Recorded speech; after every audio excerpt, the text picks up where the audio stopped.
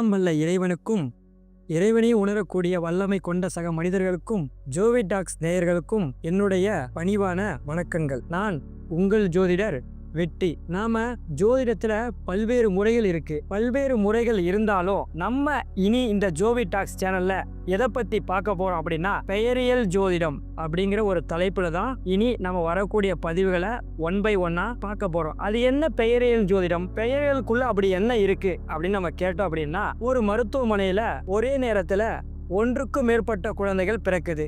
அந்த குழந்தைகளுடைய ஜாதகங்களை எடுத்து நம்ம ஆய்வு செய்யும் பொழுது எல்லாருக்கும் ஒரே லக்னம், ஒரே ராசி, ஒரே நட்சத்திரமா தான் அமையுது. ஆனா எல்லா குழந்தைகளுக்கும் ஒரே மாதிரியான பலன்கள் நடக்குதான்னு பார்த்தா நடக்கிறது கிடையாது. ஒரு குழந்தை மருத்துவர் ஆகுது, ஒரு குழந்தை இன்ஜினியர் ஆகுது, ஒரு குழந்தை வக்கீல் ஆகுது. மொத்தம் எல்லா ஜாதகமும் ஒரே மாதிரியே இருக்கு.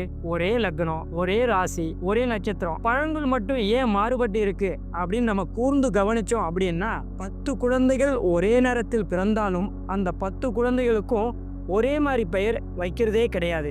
அதுல 5 குழந்தைகளுக்கு ஒரே மாதிரி பெயர்கள் அமைஞ்சாலும் அவருடைய தாயார் பெயரோ தந்தையார் பெயரோ ஒரே மாதிரியாக அமைகிறது கிடையாது. நம்ம எல்லாருமே நினச்சிட்டு இருக்கோம், நமக்கு பிறக்கக்கூடிய குழந்தைகளுக்கு நம்ம தான் பெயர் வைக்கிறோன்னு. ஆனால் அப்படி கிடையவே கிடையாது. கிரகங்கள் தான் எல்லா மனிதர்களுக்கும் பெயர் வைக்குது. சரி, மனிதர்களுக்கு மட்டும் கிரகங்கள் பெயர் வைக்குதா அப்படின்னு பார்த்தா, மனிதர்களுக்கு மட்டும் இல்லாமல் தெய்வங்களுக்கும் இந்த கிரகங்கள் தான் பெயரை வைக்குது. சரி, பெயர்னு சொல்கிறோமே, இந்த பெயரில் அப்படி என்னதான் இருக்குது அப்படின்னு நம்ம பார்த்தா, ஒரு புகழ்பெற்ற உச்ச நடிகர் ஒரு 2 பேரை நம்ம இந்த பதிவில் பார்ப்போம். சிவாஜி ராவ் அப்படின்னு ஒரு பாமர குடியில் இருக்கக்கூடிய மக்கள்கிட்ட போய் கேட்டால் அவங்களுக்கு யாருக்கும் தெரியாது. இதுவே ரஜினிகாந்த் யாருங்க அப்படின்னு சொல்லி கேட்டால் சூப்பர் ஸ்டார்னு எல்லாருமே சொல்லுவாங்க. அதே போல தான் பார்த்த சாரதின்னு நீங்கள் எல்லார்ட்டையும் போய் கேட்டால் யாருக்கும் ஒரு சிலருக்கு தெரியாமலும் இருக்கும், ஒரு சிலருக்கு தெரிஞ்சு இருக்கும். ஆனால் உலகநாயகன் கமலஹாசன் அப்படின்னு சொன்னால் எல்லாருக்குமே தெரியும்.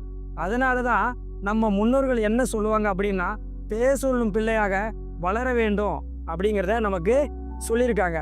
இப்போ நம்ம உடம்புல ஏதோ ஒரு பிரச்சனை, ஒரு காய்ச்சலோ ஒரு தலைவலியோ ஏதோ ஒன்று இருக்குது. நம்ம என்ன செய்கிறோம் அப்படின்னா, ஒரு மெடிக்கல் ஷாப்புக்கு போய் மருந்து வாங்கணும். அந்த மெடிக்கல் ஷாப்பில் எண்ணற்ற மருந்துகள் இருக்குது. ஏதோ ஒரு மருந்தை வாங்கி நம்ம சாப்பிட்டு நம்மளுடைய உடலில் சீராக்க முடியுமா அப்படின்னு பார்த்தா கண்டிப்பாக முடியாது.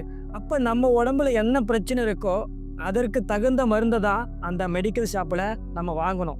அதை எப்படி தெரிஞ்சுக்கலாம் அப்படின்னா, டாக்டர் மூலயமா தான் நம்ம தெரிஞ்சுக்க முடியும்.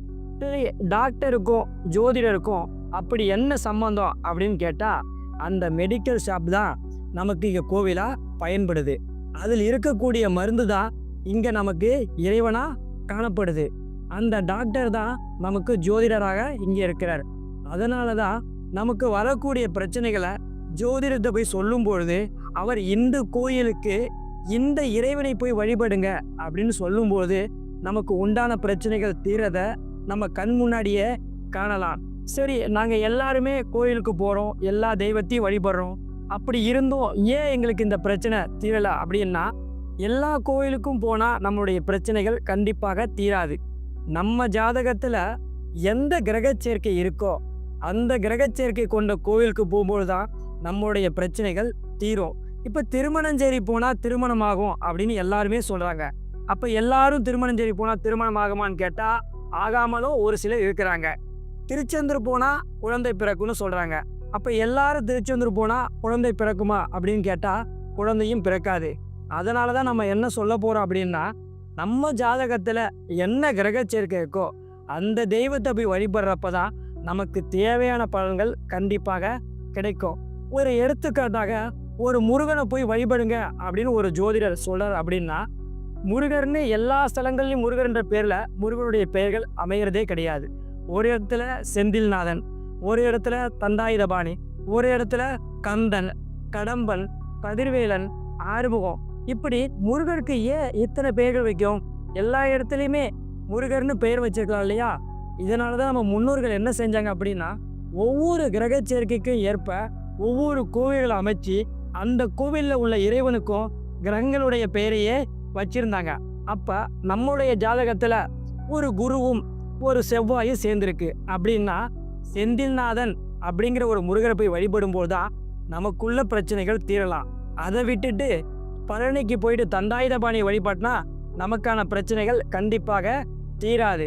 அதனால தான் இந்த ஜோவி டாக்ஸ் சேனல் நம்ம என்ன பண்ண போகிறோம் அப்படின்னா, தெய்வங்களும் கிரகங்களும் அப்படிங்கிற தலைப்பில் ஒவ்வொரு கோவில்களை பற்றியும், அந்த கோவிலில் அமைந்திருக்கக்கூடிய இறைவன் என்ன கிரக காரத்துவத்தில் அமர்ந்திருக்கார் என்பதை பற்றியும் இனி வரக்கூடிய பதிவுகளை நம்ம 1 by 1 காணலாம்.